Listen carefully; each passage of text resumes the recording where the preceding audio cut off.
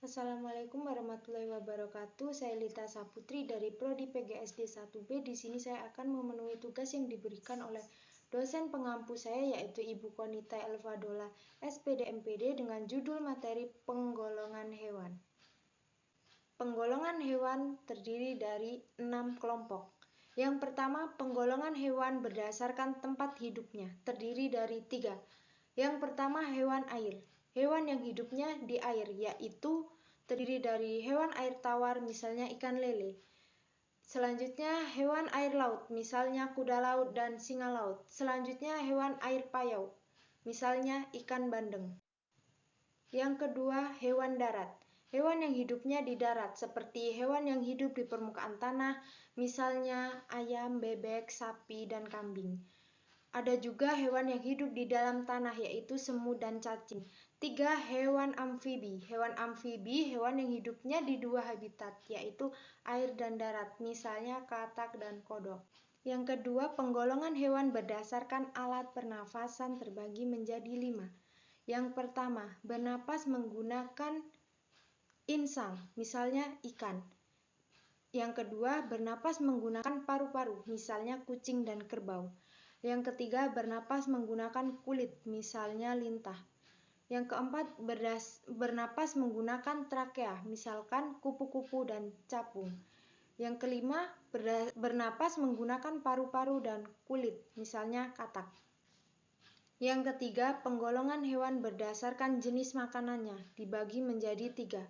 Yang pertama, hewan pemakan tumbuhan atau yang disebut herbivora, misalnya kambing dan sapi. Yang kedua, hewan pemakan daging yang sering disebut dengan karnivora, misalnya harimau dan singa. Yang ketiga, hewan pemakan tumbuhan dan daging, biasa disebut dengan omnivora, misalnya ayam, bebek, dan tikus. 4. Penggolongan hewan berdasarkan cara berkembang biak dibagi menjadi 3. 1. Bertelur atau yang disebut dengan ovipar, misalnya ayam dan itik. 2. Melahirkan, sering disebut dengan vivipar, misalnya gajah dan sapi. 3. Bertelur dan melahirkan, disebut dengan ovovivipar, misalnya ular. 5. Penggolongan hewan berdasarkan cara geraknya dibagi menjadi 4. 1. Bergerak dengan kaki. Bergerak menggunakan 2 kaki, misalnya ayam dan bebek. Bergerak menggunakan 4 kaki, misalnya sapi dan kuda. Bergerak menggunakan 6 kaki, misalnya belalang dan kupu-kupu. Bergerak menggunakan lebih dari 6 kaki, misalnya kelabang dan kaki seribu. 2. Bergerak dengan sirip, misalnya ikan. 3. Bergerak dengan perut, misalnya cacing dan ular. 4. Bergerak dengan sayap, misalnya burung. 6. Penggolongan hewan berdasarkan penutup tubuhnya dibagi menjadi 5. 1. Penutup tubuh seperti sisik, misalnya ikan atau hewan reptil seperti ular dan buaya. 2. Penutup tubuh seperti bulu, misalnya ayam, bebek, dan burung. 3. Penutup tubuh seperti rambut-rambut halus, misalnya kelinci dan kucing.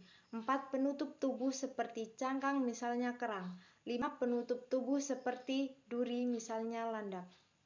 Sekian penjelasan saya tentang penggolongan hewan. Saya ucapkan terima kasih. Wassalamualaikum warahmatullahi wabarakatuh.